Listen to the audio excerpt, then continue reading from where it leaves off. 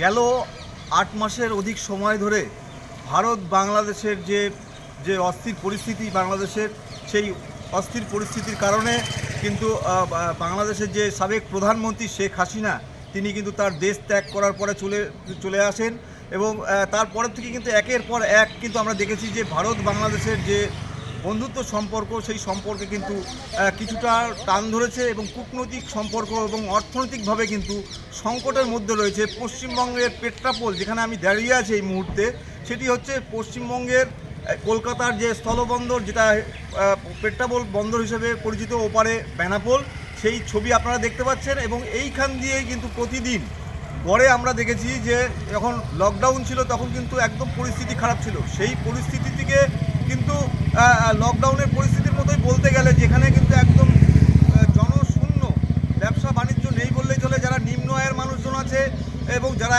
Exporter, মানি exchanger এবং কলকাতার যে মার্কিউ স্ট্রিট যারা ট্রাভেলের ব্যবসা করে, তারাও কিন্তু তাদের যে অর্থনৈতিক অবস্থা টোটালি ভেঙে পড়েছে এবং দুই দেশের যে অর্থনৈতিক যে পরিকাঠামো সেটা কিন্তু একদমই পুরোপুরি বলতে গেলে পুরো ভেঙে পড়েছে এবং হাজার হাজার কোটি টাকা কিন্তু ক্ষতির মুখে।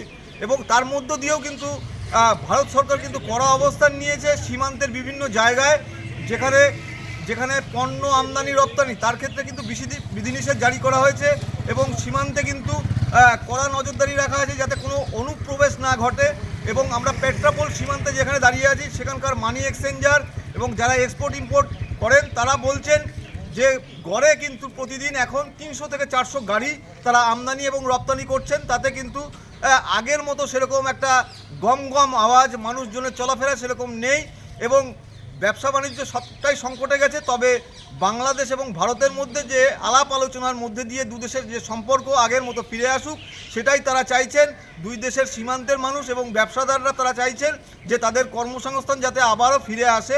সেই কারণেই তারা করজোরে ভারত সরকার এবং বাংলাদেশের সরকার, দুই সরকারের মধ্যে আলাপ আলোচনার মধ্যে দিয়ে এটাকে একটা আগামী দিনে একটা ভালো জায়গায় নিয়ে গিয়ে ব্যবসা বাণিজ্য যাতে আরও সুফল পাওয়া যায়, তারই একটা আশায় বুক বেঁধেছেন পেট্রাপোল সীমান্তের মানুষজন। এবং সেই সাথে চ্যাংড়াবান্ধা, ফুলবাড়ি এবং অন্যান্য স্থলবন্দর দিয়ে যে পণ্য আমদানি রপ্তানি হয়, তাতে কিন্তু ভারত সরকারের যেমন লস, তেমনি কিন্তু বাংলাদেশেরও কিন্তু লস রয়েছে। এবং বাংলাদেশ থেকে যেসব পণ্য আমদানি রপ্তানি তাতে কিন্তু অনেকটাই তারা বন্ধ করে দিয়েছে এবং ভারত সরকারও কিন্তু বন্ধ করে দিয়েছে।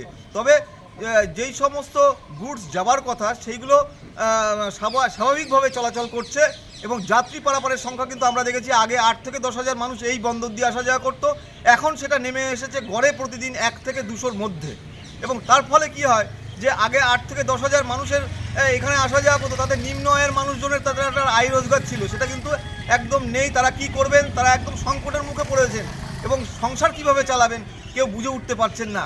কলকাতা থেকে শুরু করে বিভিন্ন জায়গায় যে বাংলাদেশের উপরে তাদের যাত্রীদের উপরে যে ব্যবসা বাণিজ্য, সেটা কিন্তু অনেকটাই ক্ষতির মুখে। অতএব সকলেই চাইছেন যাতে ব্যবসা ফিরে আসুক, সেই কামনাই করছেন। এই ছিল আমার কাছে সর্বশেষ।